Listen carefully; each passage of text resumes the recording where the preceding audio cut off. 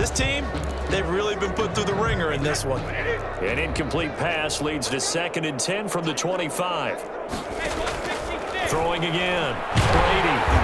And, boy, that one drops incomplete, but if he was hit a fraction sooner, it may have been a fumble. They'll probably spend a little extra time dissecting the game film after this one. I think the part of their plan was to hit him over the top of the deep ball. They've been unsuccessful all night. Throwing is Brady on 3rd down. And he comes back with one complete. And past the 40 before he's out of bounds. Pittsburgh getting 16 yards there and also a 1st down. Well, he flew past 200, 300, 400 yards. Now he's over 450 yards passing on the day. So what you're saying is oxygen for everyone catching the ball and trying to defend? Yeah, especially those guys trying to defend right now. No doubt. They've got to be a confused group because they haven't been able to defend him very well at all. And I think and nothing but daylight ahead. And he's in. Touchdown, Steelers. A big play there. 59 yards. And the Steelers are able to cut into that deficit. Well, that's pretty impressive, Charles. It's one thing to be an elite speed wide receiver and have all that yards after the catch into the end zone, but from your tight end? Yeah, you don't get that very often. What you're describing is more like a Tyreek Hill, a Devontae Adams, and Antonio Brown. You're not talking about a guy that lines up or can line up in line and look like an extra tackle on running plays. He took that bad boy downfield just like he was a scat back. Before the game, he told me, I'm going to have a zinger or two today. And I was like, a zinger or two? I guess that's a zinger, right? That's a zinger. He's going to loft this one deep, and that's caught inside the 30. And he is out of bounds, but not before he's inside the 30. That goes for a gain of 31. So now then, the big play has him all the way inside the 30 now, 1st and 10.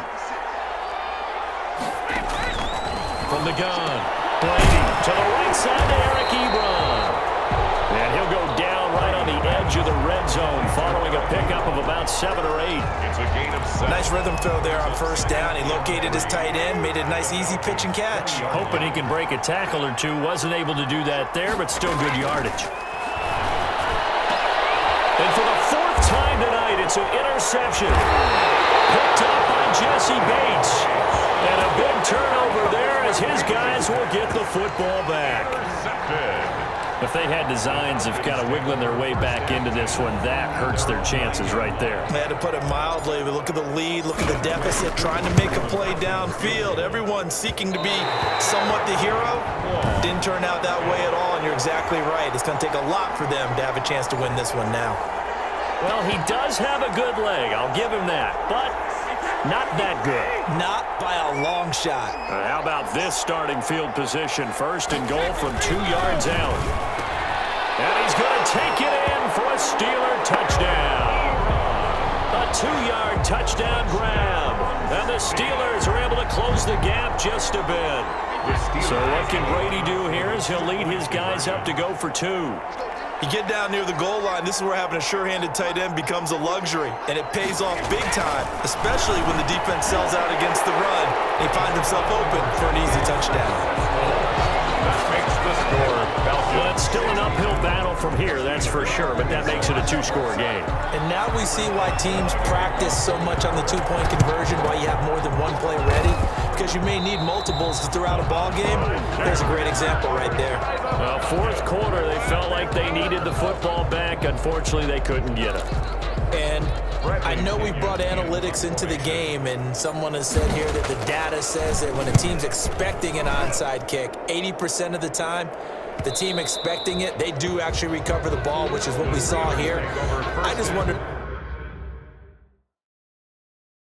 that number is much more of a anecdotal type of a number, kind of like when the coaches tell us, well, when you score on special teams, 93% of the time you win the game. I'm still waiting to see that number is empirical.